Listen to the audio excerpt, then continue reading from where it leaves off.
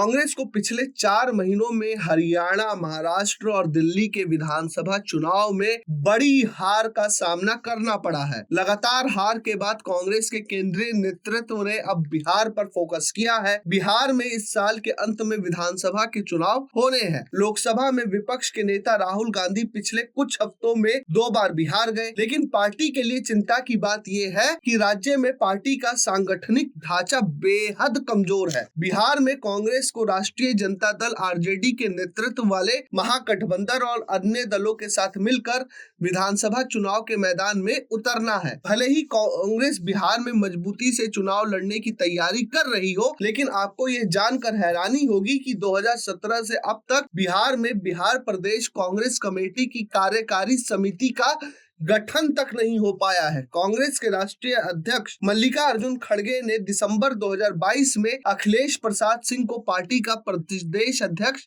नियुक्त किया था। कांग्रेस के कई सूत्रों ने बताया कि बिहार में पिछले 8 साल से प्रदेश कांग्रेस कमेटी की कार्यकारी समिति नहीं बनी है। बिहार से आने वाले एक कांग्रेस नेता ने कहा कि इसके पीछे क्या वजह है, वह ये नहीं बता सकते।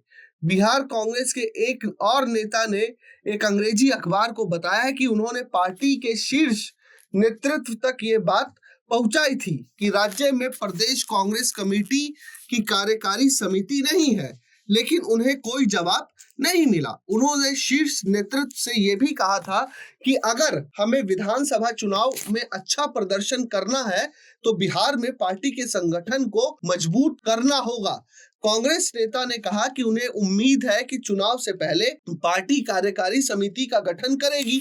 इसके अलावा राज्य के कुछ जिलों में जिला कांग्रेस समितियों का भी गठन नहीं हुआ है।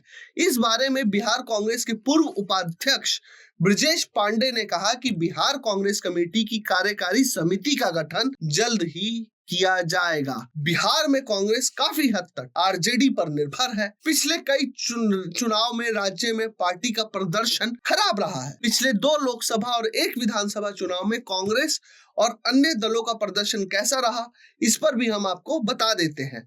2019 के लोकसभा चुनाव में कांग्रेस बिहार में महागठबंधन के साथ मिलकर 9 सीटों पर चुनाव लड़ी थी, लेकिन उसे सिर्फ 1 सीट पर जीत मिली। 2019 में बीजेपी, जेडीयू और एलजेपी के गठबंधन ने बड़ी जीत दर्ज करते हुए बिहार की 40 में से 39 सीटें जीत ली थी। तो ये तो असर है। 2024 की भी बात मैं आपको बता देता हूं कि 2024 के लोकसभा चुनाव में महागठबंधन के पार्टनर के रूप में चुनाव लड़ते हुए कांग्रेस ने 9 सीटों पर उम्मीदवार उतारे।